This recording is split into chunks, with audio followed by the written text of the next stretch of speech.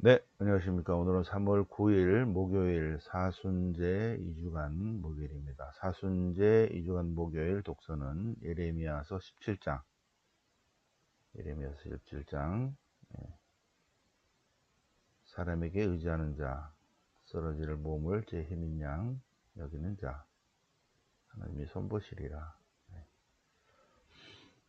예레미야서, 오늘 예레미야 공부를 좀 할까요? 거기에 맞는 시편 1편 복되어라. 주님의 말씀을 따르는 사람 시편 1편.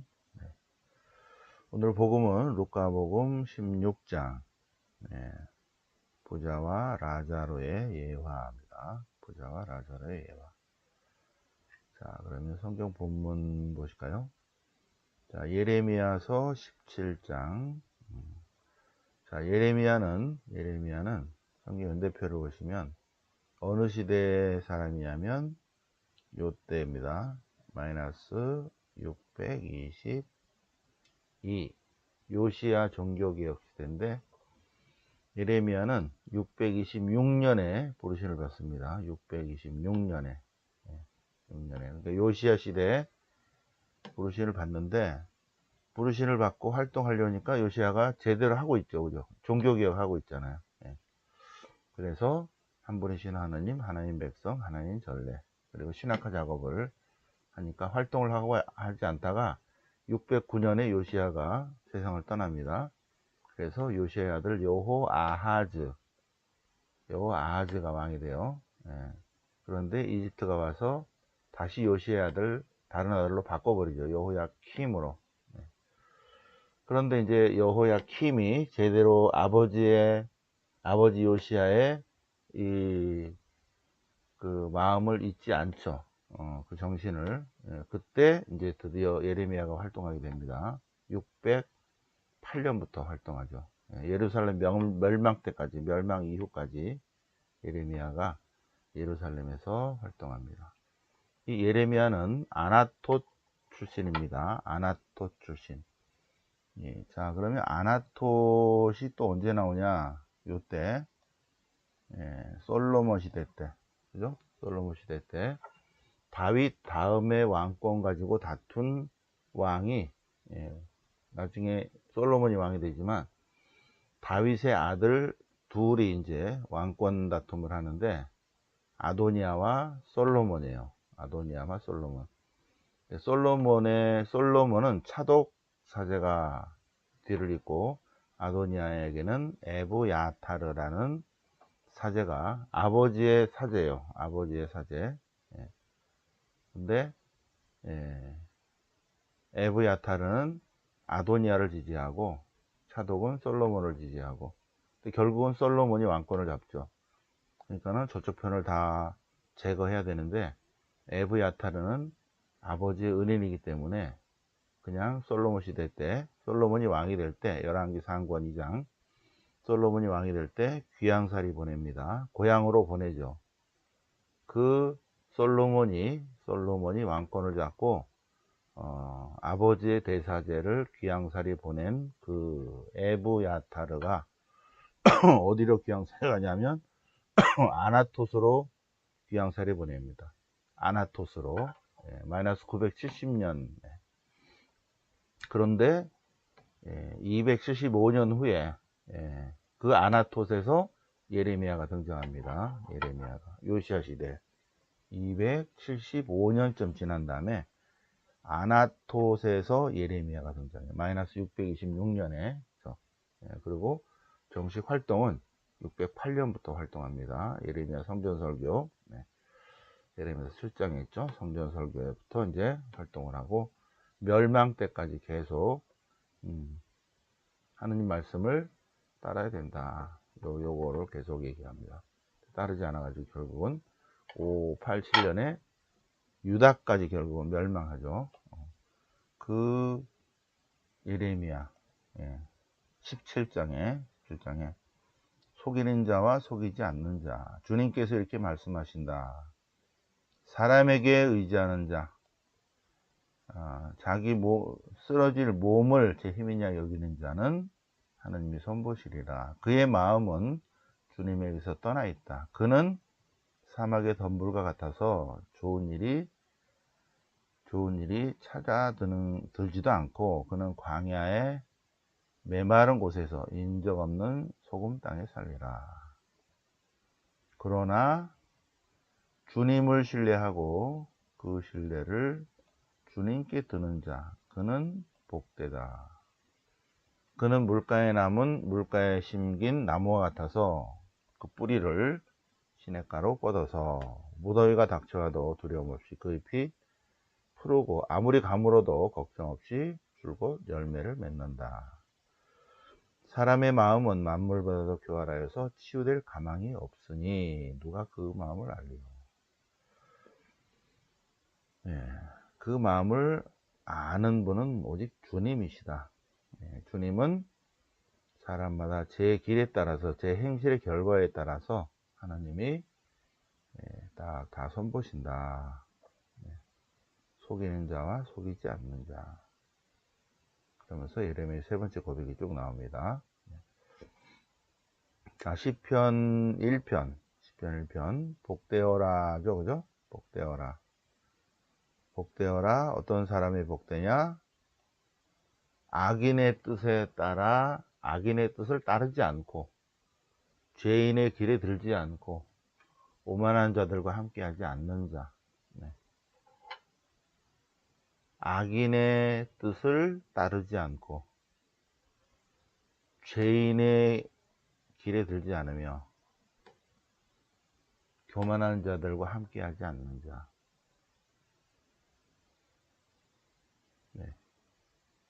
주님의 가르침을 좋아하고 그분의 가르침을 밤낮으로 되새기는 사람이야말로 복된 사람이다. 중요한 것. 거짓, 선전선동. 근데 사람들이, 그들이 너무 교활하기 때문에 속이는지를 몰라요. 속이는 자를 따르지 않는 게 중요한데, 이게 속이는지 안 속이는지를 모른단 말이에요. 영적 분별력이 필요하죠.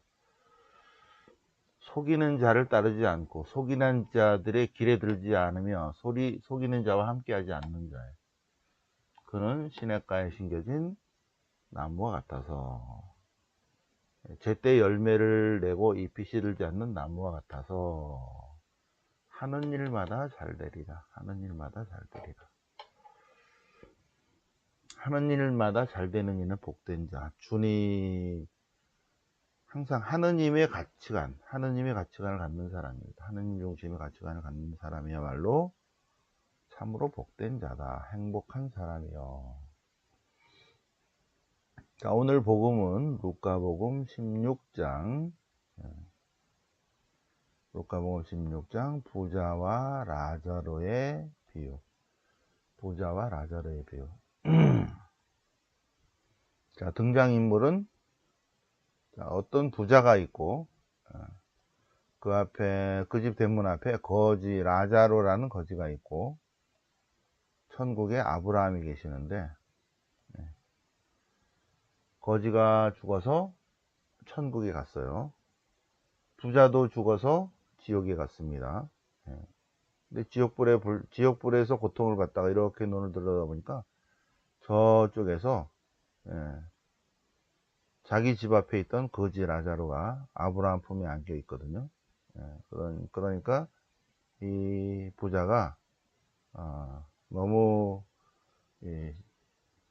저승에서 고통을 받으면서 보니까는 자기 집 앞에 거지가 있으니까는, 아이고 아브라함 할아버지, 저놈한테 심부름 좀 시켜주세요. 제가 지금 목이 타니까 물 한 잔만 갖다 주게 해주세요. 25절. 그러자 아브라함은, 너는 살아있는 동안 온갖 좋은 것을 다 받았고 이 거지 라자로는 고생만 했다. 그래서 이제 위치가 바뀌어서 그는 위로를 받는 것이고 너는 고통을 받는 것이다. 그리고 이 천국과 지옥은 건너갈 수가 없다. 쉬면 커다란 구렁텅이가 있어 갖고 건너갈 수도 없고 건너올 수도 없다. 안 된다. 물 한 잔 안 된다. 그러자 부자가 말합니다. 아이고, 그럽니까? 그렇다면 제가 너무 고통스러우니까 제 동생들에게 경고하게 해주세요. 이곳으로 오지 않게. 예. 너무 고통스러우니까 제 아버지의 집으로 보내서 제 형제들에게, 예, 여기 경고하게 해주세요. 경고. 예. 그러니까 아브라함이 경고 안 해도 돼. 예, 왜? 예, 그들에게는 월요 성경이 있어. 월요 성경. 월요 성경 가서 강의 들으면 돼. 예, 성경이 있어. 성경. 모세와 예언자들이 있으니까 그들의 말을 들으면 돼. 그러니까 이 어리석은 부자는 안 됩니다. 기적이 일어나야 됩니다. 기적이 일어나야 돼요. 예. 누군가가 죽었던 거지 라자로가 되살아나서 그들에게 알려줘야 된다. 그런데 요한복음을 보면 요한복음 11, 12, 예, 라자로의 소생이 나오죠. 예. 예수님께서 죽었던 라자로를 다시 일으켜 세우십니다. 그럼에도 불구하고 믿지 않죠. 이때 이 라자로라는 단어가 나온 것은 요한복음의 소문을 듣고 루카복음사가 라자로라는 예수님으로 인해서 은혜 받은, 죽었다가 살아난, 소생한 그 단어, 그 이름을 쓰고 있습니다. 라자로. 그래서 안 됩니다. 죽은 이를 가운데서 누가 가야만이 회개할 것입니다. 그런데 아니, 라자로가 죽었다가 다시 살았는데도 사람들 안 믿었거든. 그들이 안 믿어. 그들이 모세와 예언자들의 말도 안 믿어. 그런데 기적이 일어나도 절대 안 믿을 거야. 그겁니다. 네, 이렇게 지옥을 체험한 라자로가 형제들에게 경고하게 해주십시오 할 때 아브라함의 말씀은 그들에게는 성경이 있다. 그들에게는 선조들의 가르침이 있다. 그들에게는 월요 성경과 토요 신심이 있다. 그러니 영적 분별력이 있는 사람은 잘 알아차릴 것이다. 기적이 일어나야만 알아차릴 텐데요. 그들이 말씀에 대한 신뢰도 없다면 주변에 어떠한 기적이 일어나더라도 알아차리지 못할 것이다. 그들이 성경 말씀을 듣지 않는다면 죽은 이를 가운데서 누가 다시 살아난다 해도 결코 믿지 않을 것이다. 네, 오늘 메시지가 주는 특히 이제 복음이 굉장히 많은 메시지를 주고 있죠. 자, 그래서 오늘 독서와 복음을 통해서 예레미야서 잠깐 공부했고요. 루카복음 7장, 16장, 루카복음 16장, 라자로, 부자와 라자로에 관한 비유, 같이 묵상을 해보셨습니다. 사순제 2주간 목요일 독서와 복음을 묵상해 보셨습니다. 영광의 성부와 성자와 성령께 정과 지정성 영원히 아멘. 성부와 성자와 성령 이름으로 아멘.